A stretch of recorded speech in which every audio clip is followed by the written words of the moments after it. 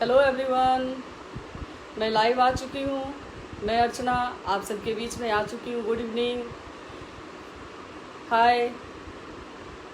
आज हम जिस विषय पे बात करने वाले हैं, स्कूल फीस और सरकार की नियमावली कोरोना के महामारी में। इस विषय को लेकर के हम आज मैं कुछ पॉइंट बना करके आई हूँ आप लोगों के बीच, क्योंकि मैं नहीं चाह रही थी कि मैं अपने पॉइंट से भटक जाऊँ और आप लोगों को सुनने में अच्छा ना लगे। तो बीच बीच में आप भी मुझे गाइड करते रहिएगा और हम इसी तरह जारी रखेंगे। तो सबसे पहले हम बात करते हैं जिस शिक्षा नीति पे हम बात करने के लिए जा रहे हैं। तो हमें शायद बहुतों को ये जानकारी होगी कि नेशनल एजुकेशन का जो हम मतलब जिसे सेलिब्रेट करते हैं, जिस तरह से आज योगा डे है, तो मेरी तरफ से योगा डे की सभी को ढेर सारी शुभकामनाएं। नेशनल योगा डे है आज। हमारे प्रधानमंत्री नरेंद्र मोदी जी जो हैं इस योगा डे का शुभारंभ किए थे, जो कि अभी इंटरनेशनल योगा डे बन चुका है। Hi Vibhay ji, thank you for watching me. तो मैं ये बता रही थी कि नेशनल एजुकेशन के लिए जो हम लोग मना रहे हैं, ये नेशनल एजुकेशन डे हम 11 नवंबर को मनाते हैं और 2008 से इसका शुभारंभ किया गया था। और जो हमारे इसी दिन इंडिया का एजुकेशन फाउंडेशन बनाया गया था और इंडियन स्कूल सिस्टम को हम 4 भागों में बांटा गया है। तो इसे किस तरह से बांटा गया है, पहले इस पे हम बात कर लेते हैं, चर्चा कर। हेलो साकेत, हाय बम जी, हाय। तो इसे 4 भागों में जो बांटा गया है, तो इसकी कुछ उम्र सीमा है। मैं आप लोगों से इसके विषय में बात करती हूँ। तो पहला जो आपको लेवल है, उसमें फर्स्ट लेवल में लोअर प्राइमरी स्कूल आता है, जो सब जानते हैं, जहाँ 6 से 10 वर्ष के बच्चों को एजुकेट किया जाता है। और दूसरा नंबर में आ गया अपर प्राइमरी स्कूल, जहाँ 11 से 12 वर्ष के बच्चों को एजुकेट किया जाता है। और नंबर 3 पे है हाई स्कूल, जिसमें 13 से 15 वर्ष के बच्चों को हम एजुकेट करते हैं। और नंबर 4 पे है हायर सेकेंडरी, जिसमें 17 से 18 वर्ष के बच्चों को एजुकेट किया जाता है। और भारत के एजुकेशन सिस्टम को 2 भागों में बांटा गया है। तो एक है आपको प्राइमरी और एक है पब्लिक स्कूल। तो इसी विषय में हम बात करने के लिए आए हैं। पब्लिक और प्राइमरी जो स्कूल है, इन लोगों की जो मनमानी है और ये लोग जिस तरह से हमारा फ़ी मतलब दिए हुए हैं, तो उस फ़ी का वहन सब नहीं कर पा रहे हैं। इस पर नियंत्रण होना चाहिए। और ऐसे तो पब्लिक स्कूल जो भी हैं, उस पर सरकार की तरफ से मानदेय मिलता है और उस पर नियंत्रण सरकार गवर्नमेंट का रहता है। जैसे कि हमारे बिहार सरकार है और हमारे बिहार में जितने भी पब्लिक स्कूल हैं, आपको शायद ये जानकारी हो कि 20,700 से ऊपर पब्लिक स्कूल हमारे इंडिया में हैं, पब्लिक और प्राइमरी स्कूल, जिसमें कि 10 लाख टीचर्स हैं और लगभग 1.5 करोड़ के लगभग स्टूडेंट पढ़ रहे हैं। तो इससे आप समझ सकते हैं कि पब्लिक स्कूल किस हद तक आगे बढ़ते जा रही है और स्टूडेंट लोगों की संख्या किस हद तक बढ़ते जा रही है। हाय सोनू, हाय रत्नेश जी, अच्छा है आप लोग जुड़िए और अपने फ्रेंड्स लोगों को भी जुड़ने बोलिए, क्योंकि मैं इसमें जब भी आऊँगी तो एक मुद्दे की बात को लेकर के ही आऊँगी। आप लोगों का समय ज़्यादा नहीं लूँगी, 30 मिनट हूँ मैं। इस बीच में हम पॉइंट टू पॉइंट बात करते हैं। तो भारतीय संविधान के अनुसार ये जो फंडामेंटल राइट हर स्टूडेंट को, अब मेरा पॉइंट हो गया, मैं रखती हूँ, अब इसमें मैं बोलना शुरू करती हूँ। भारतीय संविधान के अनुसार जो फंडामेंटल राइट हमें मिला हुआ है, इसमें शिक्षा का अधिकार हर उस बच्चे को है जो 6 वर्ष से के बड़ा इतना मतलब 6 वर्ष के उम्र का है। हर उस बच्चे को शिक्षा से हम अलग नहीं रख सकते हैं। आप ये मुझे बताइए कि जिस बच्चों को हम पढ़ने के लिए मतलब 2-3 साल की उम्र से प्राइवेट स्कूल में भेज रहे हैं, या जो बच्चा हमारा मतलब जिस गार्जियन के पास पैसा कम है और सरकारी स्कूल में वो अपने बच्चों को भेज रहे हैं, तो क्या इस तरह का कुछ, जैसे गवर्नमेंट कुछ ऐसा लागू किए हुए हैं कि हर प्राइवेट स्कूल में उस स्कॉलर बच्चे को जो बहुत ही ज़्यादा इंटेलिजेंट हो और वो गरीब हो, उन लोगों के लिए कुछ सीट बुक की हुई है। आज शायद मेरे इस बात को सुन करके प्राइवेट स्कूल वाले मुझे बॉयकॉट करें और मेरे बारे में गलत टिप्पणी भी करें, बट आई डोंट केयर। मुझे इन बातों से कोई लेना देना नहीं है। मैं लोगों के इस मुद्दे को आप लोगों के सामने रखूँगी और गवर्नमेंट जो इस चीज़ में पक्षपात हो रही है और ध्यान नहीं दे रही है, मैं इस और सबका ध्यान आकर्षित करना चाहती हूँ। साथ ही ऐसा नहीं है, कुछ स्कूल ऐसे भी हैं जो गरीबों को हेल्प कर रहे हैं, उनको आगे लेकर के जा रहे हैं। तो मैं ये चाहती हूँ कि जो भी पब्लिक स्कूल हो या प्राइवेट स्कूल हो, सबसे पहले तो मैं आपको बताना चाहती हूँ कि पब्लिक स्कूल तो का फीस लगभग कम होता है प्राइवेट स्कूल से। तो पब्लिक स्कूल खोलते कौन है? तो पब्लिक स्कूल गवर्नमेंट के क्राइटेरिया में आ जाती है, जिसको फंड गवर्नमेंट भी दे रही है और हमारे गवर्नमेंट से मतलब डिस्ट्रिक्ट से भी उनको फंड मिल जा रहा है। परंतु प्राइवेट स्कूल वाले का क्या है, जो जिस शहर से आप हैं वहाँ पर जो गण्यमान्य और धनाढ्य व्यक्ति हैं वो प्राइवेट स्कूल खोल लिए हैं और उनकी फ़ी बहुत ही हाई होती है और मनमाने ढंग से वो फ़ी वसूलते हैं और उनके ऊपर कोई पाबंदी नहीं हो रही है, कोई रोक नहीं हो रही है। हम लोग तो चर्चा करते हैं और ये एक मुद्दे की तरह उठती है और फिर बंद हो जाती है, परंतु इस पर गवर्नमेंट को एक्शन लेना चाहिए। जो हमारे जिला पदाधिकारी हैं वो एक नोटिस निकाले कि ईयरली, हर मंथ नहीं, क्योंकि वो बहुत बिजी रहते हैं, पूरे राज्य जिला को उनको देखना पड़ता है, तो उनको ये एक लेटर लिख करके सबको देना चाहिए कि हर स्कूल में, प्राइवेट स्कूल और पब्लिक स्कूल में, कि आप गवर्नमेंट के दिशा निर्देश अनुसार आप कितने स्टूडेंट को फ्री में एजुकेट कर रहे हैं, जो स्कॉलर हैं, जो गरीब बच्चे हैं, आप कितने लोगों को फ्री में एजुकेशन दे रहे हैं। आपको मालूम है ये लोग बस खाना पूर्ति करते हैं, झूठ का लिस्ट में नाम तैयार करते हैं। अगर आप जा करके चेक करो तो कोई भी गरीब बच्चा नहीं है जो प्राइवेट स्कूल में पढ़ता हो। ये झूठ मूठ में अपना प्रमोशन करते हैं, हर साल लिस्ट पेपर में निकाल देंगे कि मैं 100 बच्चों को, मैं 50 बच्चों को फ्री में पढ़ा रहा हूँ। नहीं है भाई साहब, प्राइवेट स्कूल की जो फी है, और मेरा ये कहना है कि जो प्राइवेट स्कूल वाले हर साल एडमिशन फ़ी ले रहे हैं, क्या ये उचित है? एक प्राइवेट स्कूल से, अभी मैं दिल्ली से स्टार्ट कर रही हूँ, दिल्ली के एक प्राइवेट स्कूल ऐसे हैं जो ईयरली एडमिशन के नाम पर 60 से 70 हज़ार रुपया लेते हैं और प्राइमरी, मतलब मैं क्या बोलूँ, प्री नर्सरी, LKG, UKG के स्टूडेंट का फ़ी 5,000 के लमसम है। मेरी सिस्टर की बच्चे हैं जो कि 5,000 रुपया दे करके नर्सरी LKG में पढ़ाई हो रही है। तो ये किस तरह की शिक्षा नीति है? हम जो कमा रहे हैं, हमें तो लूटा जा रहा है, सरेआम लूटा जा रहा है पढ़ाई और शिक्षा के नाम पर। तो इस चीज़ पर जब तक सब एकाग्र हो करके बात नहीं करेंगे, इस मुद्दे को नहीं उठाएंगे, तब तक इस पर कुछ नहीं होगा, क्योंकि इस तरह से ही हमारा शोषण होगा और हमारी मेहनत की कमाई पानी में चली जाएगी। तो जिस तरह से ईयरली पैसा ले रहे हैं 60,000 70,000 एडमिशन के नाम पर और 4,000 5,000 मंथली फी, जैसे हमारे बिहार का भी है, आप अच्छे से अच्छे स्कूल को ले लीजिए तो वहाँ भी 3,000 से नीचे नहीं है स्कूल फी। 3,000 और बस, मान लीजिए आपका स्कूल दूर है, बच्चे को बस से जाना पड़ रहा है तो 1,500 से 2,000 बस चार्ज, यानी कि 5,000 तो वहाँ के पेरेंट्स भी पेयर कर रहे हैं ना स्कूल वालों को। और एक्स्ट्रा कुछ न कुछ उनका रहता ही है कि इस मतलब आज ये हो गया, आज इस चीज़ में देना है, आज उस चीज़ में पैसा देना है, मतलब गार्जियन का खून चूसा जा रहा है। और इससे भी जब मन नहीं भर रहा है तो एक नया बिजनेस चल गया है पिछले 10 सालों से लगभग मेरे ध्यान में, जैसा, क्योंकि देखिए मेरा अपना कोई पर्सनल स्वार्थ नहीं है, मेरे बच्चे बड़े हो चुके हैं और वो स्कूल में नहीं है, मेरे बच्चे 10th कर चुके हैं, तो मैं आप लोगों के लिए सामने आई हूँ और आप लोगों के हित के लिए मैं आवाज़ उठा रही हूँ कि ये जो बार बार ड्रेस चेंज, एक साल में ड्रेस चेंज कर देते हैं। आप ही बताओ, 1 ईयर में बच्चे ड्रेस पहन रहे हैं और उसको चेंज करने की क्या ज़रूरत है? और आप चेंज भी कर रहे हैं तो आप ये बोल रहे हैं कि मेरे स्कूल में ही लो, मेरे दुकान में ही लो। ड्रेस के साथ आप शूज भी चेंज कर रहे हो। कुछ स्कूल तो अपना ऐसा बिजनेस बना लिए हैं कि यहाँ तक कि स्कूल बैग भी उनके नाम से हो। ये कहाँ का न्याय है? हम बाजार से जो बैग लेते हैं 200 रुपये की बैग आती है स्कूल बैग, वही बैग अगर हम जा करके स्कूल के शॉप से लेते हैं तो वो 1,000 रुपये वसूलते हैं हमसे।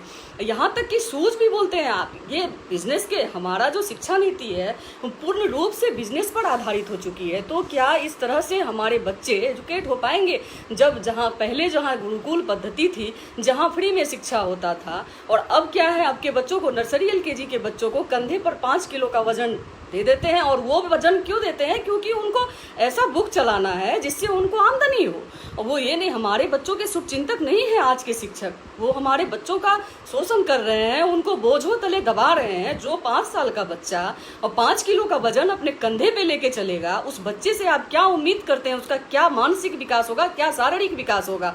मैं आप लोगों से पूछना चाहती हूँ, क्या आप इस बात से सहमत हैं कि हमारे बच्चे पोटली भर भर करके स्कूल अपने कंधे पर वो बैग टांग के ले जाए? मैं देखती हूँ कि आए दिन जो बच्चे को छोड़ने के लिए माता पिता जाते हैं, कि इतना उनको पीड़ा होता है कि मेरे बच्चे इतना वजन नहीं उठा सकेंगे, तो माता पिता बैग को उठा करके बच्चे को स्कूल तक छोड़ देते हैं। लेकिन आप 2 मिनट के लिए छोड़ देते हैं, वो किताब का भार नहीं है, उसके माइंड पर प्रेशर है। उसके माइंड पर प्रेशर है कि मैं होमवर्क के नाम पर उनको क्या करना है कि चलो बुक खोल दिए हैं और उस पर आप राइटिंग करो, रीडिंग करो। ये क्या है? शिक्षा को तमाशा बना करके धर दिए हैं। आप देख रहे हो कि अभी स्मार्ट क्लासेस, दिल्ली में स्मार्ट क्लासेस चालू हो चुका है। बहुत जगह अमेरिका में जिस तरह से हमारे यहाँ एक पूरा बक्सा भर करके पढ़ाई मतलब बुक दिया जा रहा है और पढ़ाई कुछ नहीं हो रही है, उस तरह की पद्धति उधर नहीं है। स्मार्ट क्लासेस में होता क्या है कि सोशल एक्टिविटीज़ आपसे करवाया जाता है ताकि आप और हम, जो कि हम बड़े भी हो चुके हैं, हमें बोलचाल की भाषा ज़्यादा समझ में आती है, ना कि लिखने पढ़ने की भाषा समझ में आती है। तो ये चीज़ जो हमारे बच्चे हैं जिनका पूर्ण रूपेण विकास 5 वर्ष की उम्र तक हो जाता है, तो क्या उनको बोलचाल की भाषा समझ में नहीं आती होगी? क्या ये चीज़ स्कूल वालों को लागू नहीं करना चाहिए? वो नहीं करेंगे। कारण क्या है कि वो बुक से जो कमाते हैं वो कमाई उनकी नहीं हो पाएगी। मैं इस चीज़ का पुरजोर विरोध करती हूँ कि छोटे बच्चों से उस तरह का जो बुक का भार आप दे रहे हैं उसको हटाया जाए और उनको प्रैक्टिकल नॉलेज दिया जाए। आप ऐसे टीचर्स को रखें स्कूल में जो कि सक्षम हो उनको पढ़ाने में। कम पैसे के कारण 2000-3000 में लड़कियों को जो कि 10th करके 12 करके निकल चुकी है, आप उनको टीचिंग लाइन में ला करके दे रहे हो कि आप मजाक बना दिए हैं। पहले ज़माने में PG PhD किए हुए टीचर्स होते थे। मैं खुद गवर्नमेंट स्कूल की प्रोडक्ट हूँ और मैं जितना जानती हूँ मुझे नहीं लगता कि मेरे बच्चे उस हद तक जान पाएंगे, क्योंकि उन लोगों को जब एग्जाम होने वाला होता है तो सिलेबस की पूर्ण रूपेण तैयारी करा दी जाती है। क्या ये शिक्षा पद्धति की गलती नहीं है कि बच्चों को हम पहले ही बता दे रहे हैं कि इस सिलेबस में इतना आ रहा है, तुम 25 क्वेश्चन रट लो, उसमें से 5 क्वेश्चन तुम्हारा आ जा रहा है। नमस्कार सर, नमस्कार। मैं बहुत सौभाग्यवान हूँ कि आप मेरे इस चीज़ को देख रहे हैं और मुझे सुंदर मार्गदर्शन के लिए प्रेरित कर रहे हैं। तो सर मैं ये कह रही थी कि जिस तरह से बच्चों को गाइडलाइन दिया जा रहा है उस तरह से हमारे बच्चे भटकाव के रास्ते जा रहे हैं, पढ़ाई से उनकी रुचि खत्म होते जा रही है। तो उनको सबसे पहले होना चाहिए, हर स्कूल वालों से मेरी विनम्र निवेदन है कि आप बुक का भार कम करें बच्चों से, और हर साल जो आप ड्रेस चेंज करवाते हो ये नहीं होना चाहिए। और एडमिशन फी आप किस बात का लेते हैं? हर साल एक बार बच्चे एडमिशन कर ले, उसके बाद जब तक वो स्कूल से बाहर नहीं आता है तब तक एडमिशन फी नहीं होना चाहिए। आप री एडमिशन के नाम पर गार्जियन को बेवकूफ़ बना रहे हो, हमारा शोषण कर रहे हो। इस चीज़ को बंद करो। और अभी जो सरकार की नियमावली है, हमारे प्रधानमंत्री मोदी जी जो बोले हुए हैं कि अभी इस कोरोना पीरियड में जितने भी स्कूल हैं, अपने कंट्री के जो भी स्कूल हैं, वो प्रेशर देके किसी भी गार्जियन से पैसा नहीं निकाल सकते हैं। ऐसा नहीं है कि आप उनको प्रेशर दीजिए और हर में जिस तरह पहले होता क्या था, आप मार्च से पहले की मैं बात बता रही हूँ प्राइवेट स्कूल वालों की, कि 3 महीने पहले का एडवांस वो ले लेते थे।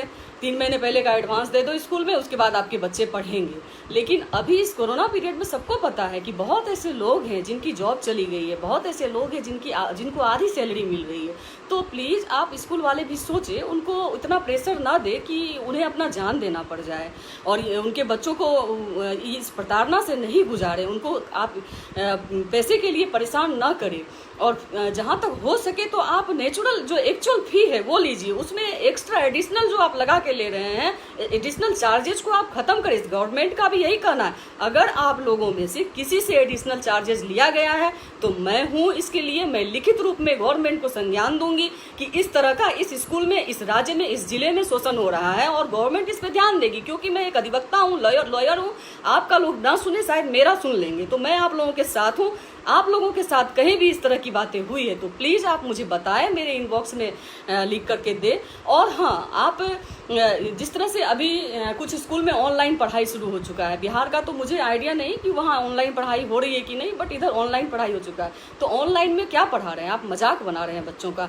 आप एक साथ 25-50 बच्चों को, क्लास के बच्चों को कलेक्ट कर लेते हैं और उसके बाद जो है उन बच्चों को बैठा करके और एक्टिविटीज़ बताते हैं। जो पढ़ाई आप स्कूल में करवा रहे थे और 3 क्लास हो रहा है या 4 क्लास हो रहा है, 30 मिनट 40 मिनट का जो आप क्लास दे रहे थे, उस तरह से तो पढ़ाई हो नहीं रही है। 1 घंटे आप दिन भर में 1 घंटे आके या 2 घंटे आके बच्चों को ऑनलाइन आप कितना बता रहे हैं? बस एक्स्ट्रा एक्टिविटीज़ तो हो रहा है इसमें। और ये कारण क्या है कि स्कूल वाले का ये फंडा सामने आ चुका है कि वो सोच रहे हैं कि अगर हम पढ़ाएंगे नहीं तो पढ़ाई का बहाना ना दिखाएंगे तो फिर गार्जियन हमें पैसा देंगे कैसे।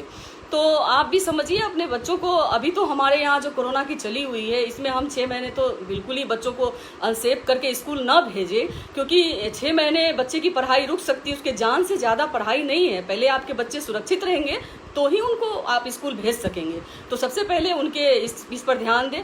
सर सुदीप राय सर बोल रहे हैं दिल्ली सरकार की शिक्षा नीति इस हिसाब से ठीक है। बिल्कुल सर, बिल्कुल सही है। दिल्ली सरकार शिक्षा नीति, मैं बोल चुकी हूँ आगे कि स्मार्ट क्लासेस चलवा रहे हैं और अरविंद केजरीवाल जी रियली दिल्ली में बहुत अच्छा काम कर रहे हैं, इसमें नो डाउट वो बहुत अच्छा काम कर रहे हैं। कुछ लोगों ने मुझे कल बोला कि आप कांग्रेस की चाटुकारिता कर रही हैं या बीजेपी के पक्ष में। मैं किसी के पक्ष में नहीं हूँ भाई साहब, मुझे माफ करे, मैं आप लोगों के पक्ष में हूँ। मैं जो सच्चाई है, जो यथार्थ है, मैं उसको लाना चाहती हूँ, मैं मुद्दे को उठाना चाहती हूँ। क्योंकि मैं यूट्यूब के थ्रू अपने ज्ञान की बातें दे रही थी तो लोग उसे सुनना पसंद नहीं कर रहे थे, तो मैं सोची क्यों ना मैं लाइव आकर के आप लोगों का ध्यान इन बातों पे केंद्रित करूँ। मुझे नेम एंड फेम की जरूरत नहीं है, मैं आप लोगों के लिए सामने आ रही हूँ। आप लोग अगर चाहोगे तो ही आपका कल्याण होगा और आपका भला होगा। हो सकता है इसमें कुछ यंग लड़के हो, कुमारे लड़के हो और कुछ जिनके बच्चे हो, लेकिन बच्चे तो सबके होने हैं और शिक्षा पद्धति पे बात तो करनी ही चाहिए। क्योंकि अगर गवर्नमेंट, अब मेरा सवाल है गवर्नमेंट पे, मैं गवर्नमेंट अपने बिहार सरकार पे एक कटाक्ष करना चाहती हूँ। जिनको भी बुरा लगे, मैं इसके लिए कोई जरा सा भी क्षमा प्रार्थी नहीं हूँ और मैं ये सामने से बोलती हूँ कि अगर बिहार सरकार हमारी सुरक्षा व्यवस्था को सुधारना चाहते तो इस तरह का शोषण नहीं होता। प्राइवेट स्कूल जिस प्रकार से शोषण कर रहे हैं, ये शोषण नहीं होता। क्योंकि जिस समय हम जिस समय प्राइवेट ये गवर्नमेंट स्कूल में पढ़ते थे, उस समय बहुत अच्छी पढ़ाइयाँ होती थी। वहाँ पर एक पारंगत और दिग्गज शिक्षक रहते थे, जिनके दिशा निर्देश अनुसार, गाइडलाइन के अनुसार हम अच्छी एजुकेशन लिए और आज मैं आपके सामने हूँ। अगर गवर्नमेंट आज के समय में अच्छे लोगों को, ट्रेंड लोगों को, शिक्षित लोगों को शिक्षा के क्षेत्र में लाए, तो फिर हमारे बच्चों को प्राइवेट स्कूल के दरवाजे को क्यों खटखटाना पड़ेगा। तो गवर्नमेंट को सबसे पहले इसमें सुधार लाना चाहिए। सही है, आप चलिए शिक्षा मित्र को नियुक्त कर लिए, कम पढ़े लिखे भी हैं, इंटर पास हैं, +2 हैं और गाँव से ही पढ़े हुए हैं, आप डिग्री के आधार पर नियुक्त कर लिए, तो मैं इस पर कोई कमेंट नहीं करूँगी। जो आप कर लिए सो कर लिए, परंतु आप उनको सही ट्रेनिंग तो दें। कभी कभी मैं न्यूज़ में देखती हूँ कि कुछ रिपोर्टर्स आते हैं और टीचर्स लोगों का जब इंटरव्यू लेते हैं जाकर के स्कूल में कि मैडम आप यहाँ ब्लैक बोर्ड पे स्कूल का स्पेलिंग लिख दो या टेबल का स्पेलिंग लिख दो, तो टीचर मुंह ताकने लगती है। किसी ने संज्ञा की परिभाषा नहीं दे पाई। इसमें किसी का वीडियो देखी थी, एक लेडी थी जो संज्ञा का परिभाषा नहीं दे पाई। आप बताओ, ऐसे लोग हमारे बच्चों को क्या पढ़ाएंगे? उन लोगों से हमारे बच्चे क्या सीखेंगे जो अपना नाम सही से नहीं लिखने जान रहे हैं? हीरा यादव जी बोल रहे हैं, बिल्कुल सही कर रहे हैं आप, मैं आपका समर्थन करता हूँ। Thank you. रत्नेश जी बोल रहे हैं बहुत ही बकवास पढ़ाई हो रही है, बिल्कुल सही है। तो इस चीज़ पे एक्टिव किनको होना पड़ेगा? रत्नेश जी, मैं आपसे कहती हूँ इस चीज़ के लिए आप लोगों को एक्टिव होना पड़ेगा। आपके बच्चे जिस स्कूल में हैं, 10-20 गार्जियन मिल करके जाइए, स्कूल में अप्लीकेशन लिख करके दीजिए कि आप शिक्षा नीति सुधारिए अगर प्राइवेट स्कूल में है। और सबसे पहले सरकारी स्कूल में जो पढ़ाई सही नहीं हो रही है, तो गवर्नमेंट को सबको लिख के देना चाहिए कि सर हमारे यहाँ अच्छे टीचरों की नियुक्ति करिए, जिस कारण से हम अपने बच्चों को नहीं पढ़ा पा रहे, हमारे बच्चे वहाँ पढ़े। देखो, बुक तो सबका सेम ही है, बस अब अंतर क्या कर दिया गया है कि गवर्नमेंट भी, हमारे बिहार सरकार भी CBSE पैटर्न को फॉलो कर रही है और बड़े बड़े प्राइवेट और प्राइमरी स्कूल जो भी हैं वो भी CBSE के बुक को ही फॉलो कर रहे हैं। CBSE देखा जाए तो बहुत ही ईजी है, बस अभी के समय में जो पिछले हम लोग के टाइम की पढ़ाई थी वो हिंदी मीडियम थी और अभी के बच्चे इंग्लिश मीडियम में पढ़ाई कर रहे हैं। तो आप लोगों को भी मैं इंसिस्ट करूँगी कि हमारे देश में अच्छे गवर्नमेंट स्कूल हैं, दिखावे पे मत जाए आप।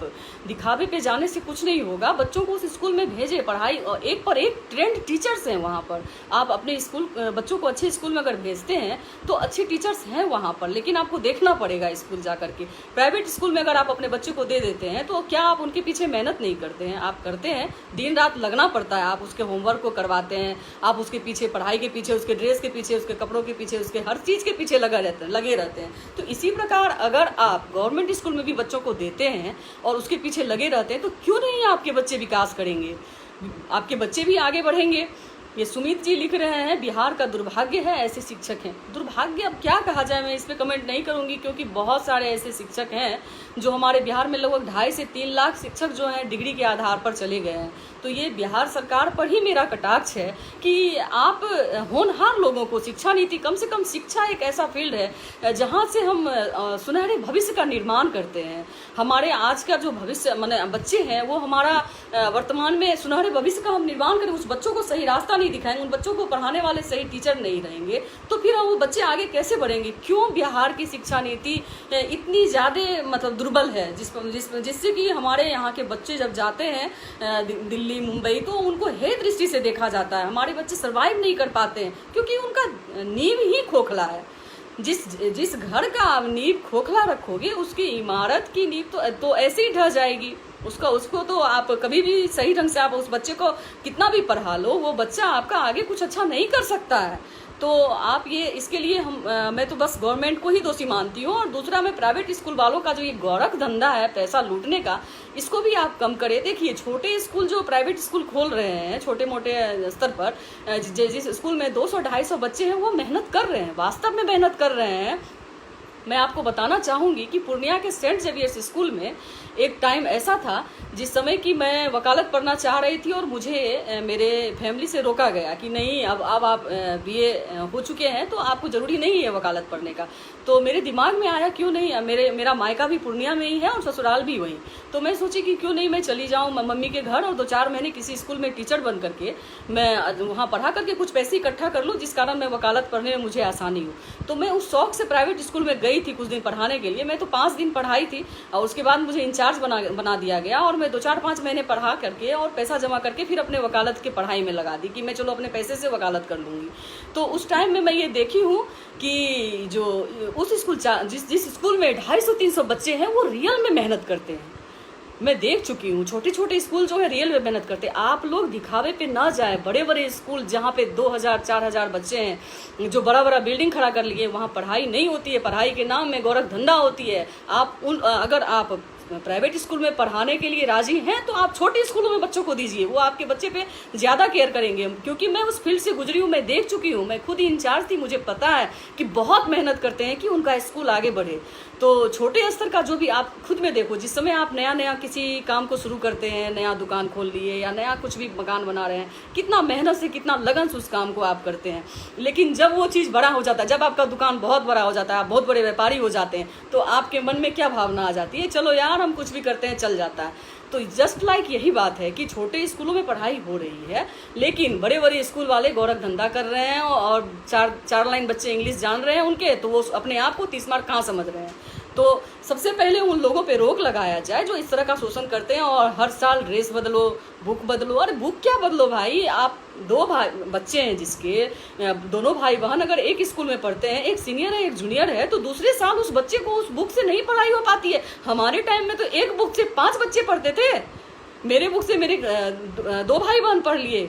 और अभी का क्या है कि इस साल आप बुक ले रहे हो और नेक्स्ट ईयर वो बुक आपका चेंज हो जाएगा, सब चीज़ वही रहता है, आप पेज पलट दे रहे हैं। तो इस तरह का गोरख धंधा जब आप सरकार के सामने आप बोल करके हार रहे हो, प्राइवेट स्कूल वाले जब इस तरह का गोरख धंधा कर रहे हैं, तो इसका बहिष्कार तो आपको सामने आके करना होगा, आपको खुद करना होगा। अपने बच्चों को आप ट्रेन करें। आप सब इतने नॉलेज है आप लोगों में कि आप अपने बच्चों को कम से कम 2-4-5 साल तो खुद ही गाइड कर सकते हैं। आप चाइना की बात कर लीजिए, हमारे यहाँ आजकल स्टैंडर्ड हो गया है कि मतलब प्ले स्कूल में बच्चे को डाल देते हैं। 2 साल का बच्चा बड़ा हो गया, 2 से 2.5 साल में हम प्ले स्कूल में डाल देते हैं। आप अपने पैसे के साथ साथ आप बच्चे का मानसिक हनन कर रहे हैं, आप अपने बच्चे को मानसिक रूप से विकलांग बना रहे हैं। वो बच्चा माता पिता से के जो गोद में खेलने वाला बच्चा है, 2 से 2.5 साल का बच्चा, उसको आप जाकर के प्ले स्कूल में बैठा रहे हैं। आपको पता भी है कि प्ले स्कूल में किस तरह से बच्चों को ट्रीट किया जा रहा है, बच्चों पे कितना ध्यान दिया जा रहा है। आप जिस लंच बॉक्स में बच्चे को खाना बना करके देते हैं, नाश्ता बना करके देते हैं, वो बच्चे आपका नाश्ता तक टच नहीं करते हैं। और बहुत आप बोलते हो टीचर को, तो उसको मार के पीट के नाश्ता खिलवा दे रहा है, यानी तो टीचर खुद बैठ के खा जा रहा है। ये सब चीज़ मैं भुक्तभोगी हूँ इन चीज़ों की। कि जब मैं स्टार्टिंग में, जब मेरा बच्चा LKG UKG में पढ़ता था और मैं उसे लंच बॉक्स में लंच बना के देती थी, तो उसका नाश्ता टीचर खा जाते थे और बच्चे आकर के कहते थे कि माँ मेरा नाश्ता खा गई मैम। तो मैं क्या करना शुरू की कि चलो ऐसा करते हैं कि 2 टिफिन बॉक्स में बना के देती हूँ, एक तुम उसको दे देना, एक तुम खा लेना। मैं ये भी की हूँ, मैं आपसे बता रही हूँ, मैं हर मार्ग से गुजरी हुई हूँ, इसलिए मैं आप लोगों के पास आके बोल रही हूँ कि 3 साल में अपने बच्चों को स्कूल ना भेजें। प्राइमरी स्कूल स्टार्टिंग के क्लास माता पिता से ही शुरू होता है, इतना तो आप अपने बच्चों को गाइड कर ही लेंगे। चाइना में 6 साल से बच्चों की पढ़ाई शुरू होती है और उसके बाद वहाँ का शिक्षा पद्धति इतना बेहतर है कि आज हमारे मतलब पूरे देश की जहाँ तक मैं बात करती हूँ, तो चाइनीज़ लोग में इतने दिमाग से तेज होते हैं कि क्योंकि उनको जब वो बच्चे 10 से 12 साल के हो जाते हैं, मतलब 8 से 9th क्लास में जैसे ही जाते हैं, उनको उसी मार्ग में, जिस मार्ग में, अगर वो खेल कूद में आगे है तो उसको खेल कूद में भेज दिए, अगर वो पेंटिंग में है तो उसको पेंटिंग में भेज दिए, अगर वो एक्टिंग में है तो एक्टिंग में भेज दिए। जिस क्षेत्र में बच्चा जाना चाहते हैं उसी टाइम उसका रास्ता दिखा दिया जाता है। और हमारे यहाँ ये चीज़ नहीं है, हम अपनी मनोवृत्ति अपने बच्चों पे डालते हैं कि बेटा तुम डॉक्टर बन जाओ, बेटा तुम इंजीनियर बन जाओ। हम ये चीज़ सोच करके अपने बच्चों को उस जगह भेजते हैं और उस दबाव में बच्चा हमारा प्रोग्रेस नहीं करता है। और हम जो है बच्चों को बाद में दोषी ठहराते हैं कि तुम्हारे ऊपर इतना खर्च किए और तुम किसी काम के नहीं निकले। तो अभिभावकों को भी ये सोचना चाहिए कि हम वह अपने बच्चों को छूट दे, वो जो करना चाह रहे हैं हम उसको प्रोत्साहन दें और उसी चीज़ में वो आगे बढ़े। तो राज जी बोल रहे जनता दिखाए में लूट रही है स्कूल ठगों के हाथों। हाँ, जनता दिखावे में लूट रही है। रियली आप सही बोल रहे हैं, जनता दिखावे में लूट रही है। अभी तो मतलब स्टेटस सिंबल भी हो चुका है। कुछ लोगों को लगता है कि बड़े से बड़े स्कूलों में मैं अपने बच्चों को डालूंगा तो लोग मुझे बोलेंगे कि हाँ ये बहुत बड़ा आदमी है और इनके बच्चे बहुत बड़े स्कूल में पढ़ते हैं। भाई साहब इन सब चीज़ों से बचिए, आप अपने पैसे को बर्बाद मत कीजिए। बड़ी मेहनत की कमाई है आपकी, उतना एजुकेशन तो आप अपने बच्चों को अपने घर में भी दे सकते हैं जो स्टार्टिंग की 2-4-5 साल की है। उसके बाद तो फिर बच्चों को स्कूल में भेजना ही पड़ता है। और जो लूट हो रही है इसके लिए तो आप लोगों को खुद ही आवाज़ उठाना पड़ेगा कि हाँ हम कितना किस स्कूल में भेज रहे हैं और कितना हमें फ़ी देना चाहिए। अब मैं जानना चाहती हूँ, मैं तो जो मुझे समझ में आया मैं आप लोगों से बोली, और आप लोग कुछ अगर चाहते हैं तो मैं उस मुद्दे को लेकर के सामने आऊँगी। आप बोलिए, आपके क्या क्वेश्चन है, आप क्या जानना चाहते हैं मुझसे।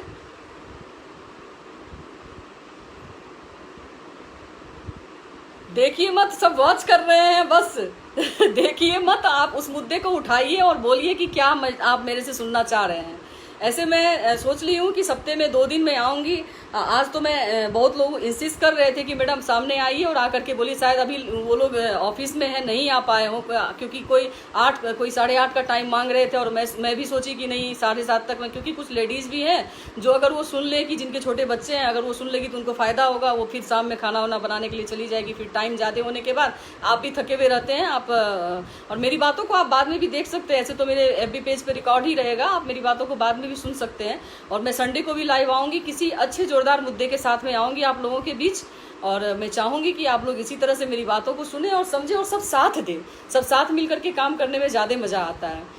अभिजीत आनंद जी वॉचिंग, कुछ बोलिए अभिजीत जी, देखने से कुछ नहीं होगा, बोलिए बोलिए।